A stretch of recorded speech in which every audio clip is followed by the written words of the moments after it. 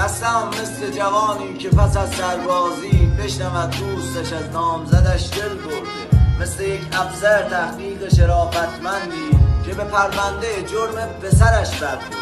خستم مثل پسر بچه که در جای شلوغ بین دعوای پدر مادر خود گم شده است. خسته مثل زن راضی شده به مهر طلاق که پر از چشم بد و تهمت مردم شده است.